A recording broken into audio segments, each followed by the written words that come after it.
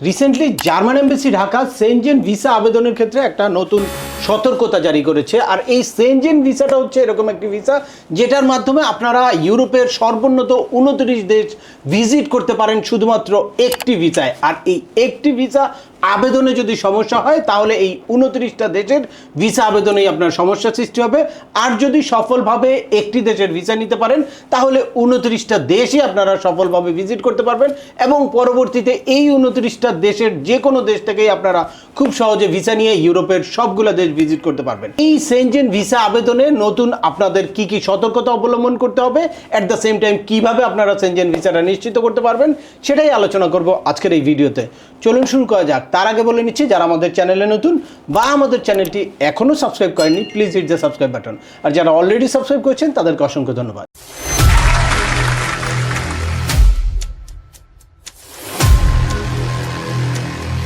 Welcome back. আপনাদের সাথে আছে আমি সিএম আমিনুল বাহার। আমাদের এই চ্যানেলে ইউএসএ, কানাডা, অস্ট্রেলিয়া, ইউকে সহ ইউরোপের বিভিন্ন দেশের ভিজিট, পড়াশোনা, ওয়ার্ক পারমিট এবং মাইগ্রেশন সংক্রান্ত বেশ কিছু আপডেটেড ইনফরমেশন আছে। আপনারা যারা যেই টপিক্সে ইন্টারেস্টেড দয়া করে ওই রিলেটেড সকল ভিডিওগুলো দেখবেন। এরপর ছোটোখাটো প্রশ্ন থাকলে ভিডিওর নিচে কমেন্টস করবেন। আর তারপরেও একান্ত কোনো ব্যক্তিগত পরামর্শ বা আমাদের কোনো সার্ভিস নিতে চাইলে ডিসক্রিপশনে থাকা হোয়াটসঅ্যাপ নম্বরে অ্যাপয়েন্টমেন্ট বুক করে সরাসরি যোগাযোগ করতে পারেন। অ্যাট দ্য সেম টাইম আমাদেরকে ইমেল করতে পারেন এবং আমাদের ইউটিউব, ফেসবুক ও ওয়েবসাইটগুলো ফলো করে সবসময় আমাদের সাথে যুক্ত থাকতে পারেন। এনিওয়েজ চলে আসে আজকের মূল আলোচনায়। আপনারা জানেন যে সেনজেন ভিসাটা হচ্ছে খুবই গুরুত্বপূর্ণ সারা ওয়ার্ল্ডের জন্য।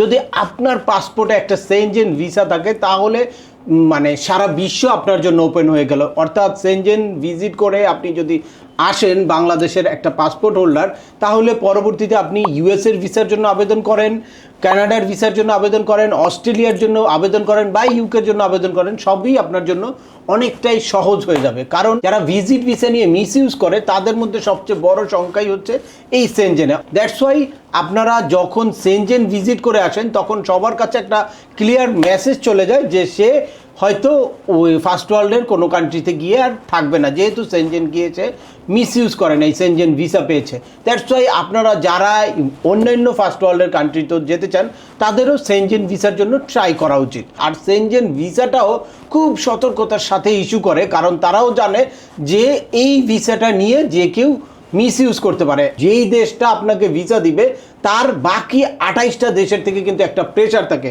অর্থাৎ সে সেই দেশে গিয়ে মিস ইউজ করলে শুধুমাত্র পার্টিকুলারলি তার উপরেই এই প্রেশারটা পড়বে, বাট আরও 28টা দেশে তার যেহেতু অ্যাক্সেস থাকছে, দ্যাটস ওয়াই ওই 28টা দেশের আইন কানুন বা সুযোগ সুবিধা বিবেচনা করে কিন্তু এই সেনজেন ভিসাটা ইস্যু করতে হয়। যেই দেশে ইস্যু করুক, তারা বাংলাদেশ থেকে সেনজেন ভিসা ইস্যু করে তারা অত্যন্ত সতর্কতার সাথে ইস্যু করে, দেখে যে আসলেই কি সে এলিজিবল কিনা বা তার ট্রাভেল হিস্ট্রি বলেন, তার ফিনান্সিয়াল সলভেন্সি, কান্ট্রিটাই সব কিছু দেখে তারপরে কিন্তু তাকে ভিসা দেয়। আর এক্ষেত্রে আপনারা যদি কোনো ফেক ডকুমেন্ট দেন বা কোনো ইনফরমেশান আপনি গ্যাপে রাখেন তাহলে কিন্তু মানে এখান থেকে যে রিফিউজ হবে, এই রিফিউজের মধ্যে যদি পার্টিকুলারলি আপনার এরকম কোনো ইস্যু থাকে যে আপনি ফেক ডকুমেন্ট দিয়েছেন বা আপনি রং ইনফরমেশান দিয়েছেন, তাহলে ওই মেসেজটা কিন্তু সবগুলো কান্ট্রিতেই চলে যায়। কারণ সেনজেনের সকল কান্ট্রি তাদের অন্যান্য জায়গায় যারা ভিসার অ্যাপ্লিকেশন করেছে তাদের সকল ডাটাগুলো পেয়ে যায়। দ্যাটস ওয়াই আপনারা যারাই আবেদন করবেন অত্যন্ত সতর্কতার সাথে সেনজেন ভিসার জন্য আবেদন করতে হবে। আপনি আবেদন করে ভিসা পেলেন বা পেলেন না সেটার থেকে বড় কথা হচ্ছে যে পরবর্তীতে এই হিস্ট্রিটা থেকে যাবে। সুতরাং এইটার উপর বেসিস করে পরবর্তী অ্যাপ্লিকেশনগুলো বিবেচনা হবে। এই যে আপনাদেরকে সরাসরি জার্মান এমবেসি ঢাকার ফেসবুক পেজে নিয়ে আসলাম। এই যে দেখছেন 8 জুন তারা এই গুরুত্বপূর্ণ সতর্কতাটা জারি করেছে। কি লিখেছে? From the embassy of Schengen state in Dhaka, all Schengen states have access to travel history of visa applicant. Please be truthful in your application. Any attempt to fabricate your travel history with any Schengen country could your chance obtain visa.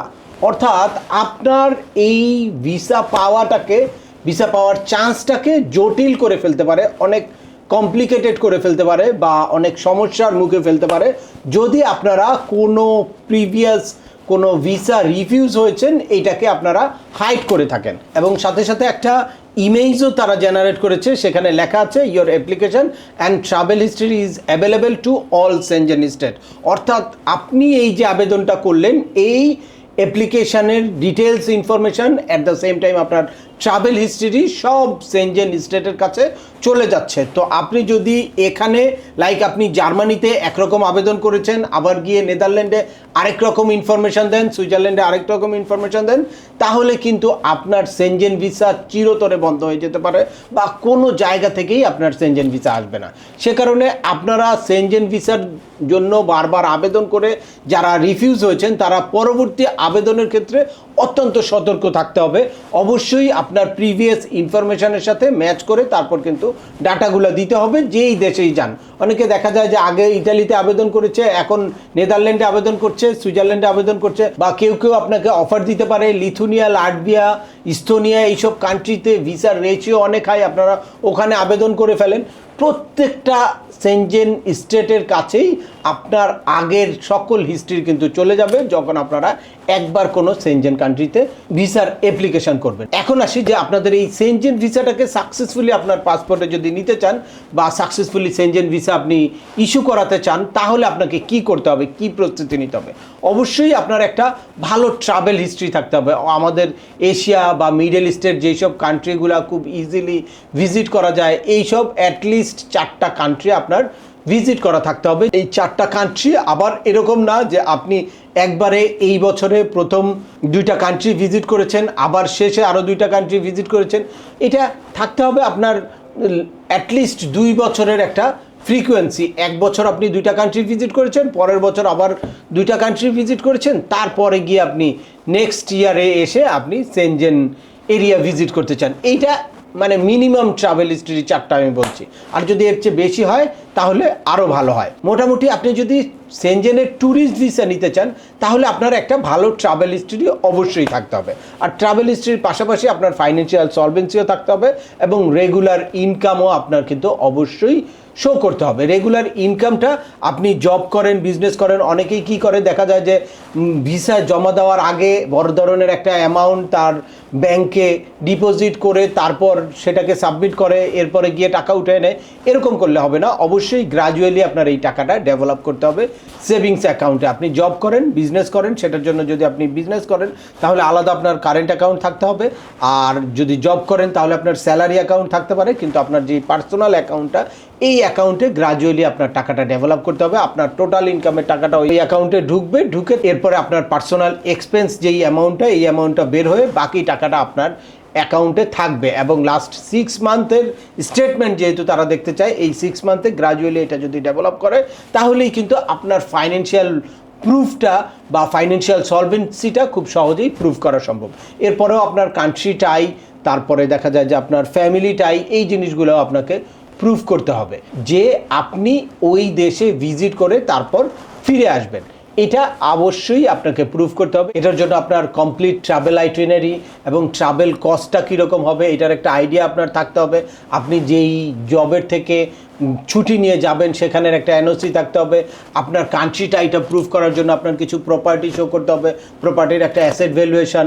এর বাইরে আপনার ফ্যামিলির কে কে আছে এই জিনিসগুলো আপনার cover লেটারে এনে strong একটা ফাইল সাবমিট করতে পারলে তবেই কিন্তু সেনজেন ভিসাটা নিশ্চিত করা সম্ভব। আর এর পাশাপাশি আরও একটা গুরুত্বপূর্ণ জিনিস আপনার মাথায় রাখতে হবে যে কখন কোন দেশের ভিসা রেশিওটা ভালো বা সেনজেনের কোন কান্ট্রিটা বাংলাদেশ থেকে ভিসা দিচ্ছে। অনেকেই দেখা যায় যে অনেক আনকমন কান্ট্রিগুলোর নাম বলে বা সেই সব কান্ট্রির জন্য প্রলোভন দেখায়, অ্যাড দেখায় যে এসব কান্ট্রিতে সহজে ভিসা দেয় বা এসব কান্ট্রির ভিসা রেট বেশি। কিন্তু যেই কান্ট্রির ভিসা রেট বেশি ওই কান্ট্রি বাংলাদেশ থেকে আসলে আবেদন করলে ওই কান্ট্রির ভিসা কিন্তু রেশিও ভালো থাকবে না, কারণ আপনার অবশ্যই পারপাসটা ক্লিয়ার করতে হবে। বাংলাদেশের অ্যাভারেজ সিটিজেন যদি লাটভিয়া, লিথুনিয়া, ইস্তোনিয়ার মতো দেশে ট্যুরিস্ট ভিসার জন্য আবেদন করে, তাহলে এটা আসলেই হাস্যকর। এখানে অবশ্যই তার কমন যেই ডেস্টিনেশনগুলো এইগুলা ভিজিট করার পরে তারা ওই সব দেশের জন্য আবেদন করতে পারে। বাট আপনারা জানেন যে সেনজেন কোনো কান্ট্রি যদি প্রথমেই নাম আসে, তাহলে যেই কান্ট্রিগুলো দেখা যায় যে বাংলাদেশের সাথে সবচেয়ে বেশি কানেকশান, ইটালি, জার্মানি বা ফ্রান্স, পর্তুগাল, সুইজারল্যান্ড, নেদারল্যান্ড, এইসব দেশ হতে পারে আপনার কমন ডেস্টিনেশন। তো এর বাইরেও যদি আপনি আনকমন ডেস্টিনেশনে যেতে চান, তাহলে কেন স্পেসিফিক ওই কান্ট্রিটা আপনি ভিজিট করতে চান, এটা কিন্তু আপনাকে অবশ্যই তুলে ধরতে হবে। আর এছাড়া আপনার ট্রাভেল হিস্ট্রি ছাড়া বা কম ট্রাভেল হিস্ট্রি দিয়ে লো ফাইন্যান্সিয়াল সলভেন্সি দেখিয়েও আপনারা সেনজেন ভিসা পেতে পারেন, যদি আপনার পারপাসটা স্ট্রং হয়, এটা কোনো বিজনেস বা ফ্যামিলি রিউনিফিকেশনের ব্যাপারে হয়, তখন গিয়ে এই জিনিসগুলো কিন্তু অনেক কনসিডার করা সম্ভব। এটা ডিপেন্ড করে কমপ্লিটলি আপনার পারপাসের উপরে। এজন্য আপনারা যারাই সেনজেন ভিসা অলরেডি আবেদন করে রিফিউজ হয়েছেন, তারা পরবর্তী ভিসার আবেদনের ক্ষেত্রে সতর্ক হবেন, এবং নতুন আবেদনের ক্ষেত্রেও আপনারা ভালো করে জেনে বুঝে যে কীভাবে আপনার চান্সেসটাকে বাড়ানো যায় এই ব্যাপারে স্টাডি করবেন, অথবা কোনো এক্সপার্টের সাথে পরামর্শ করে তারপর একটা প্রিপারেশন নিয়ে দেন ভিসার জন্য আবেদন করবেন। যখন তখন যে কোনো এজেন্সিতে গিয়ে বা নর্মাল যে কোনো কম্পিউটারের দোকানে গিয়ে আমি বলি যে আপনারা যদি ভিসার আবেদন করে ফেলেন, তাহলে ফার্স্ট ওয়ার্ল্ডের এইসব দেশের ভিসা পাওয়াটা খুব কঠিন হয়ে যাবে এবং পরবর্তীতে আপনার ভিসা পাওয়ার চান্সটাও কমে যাবে।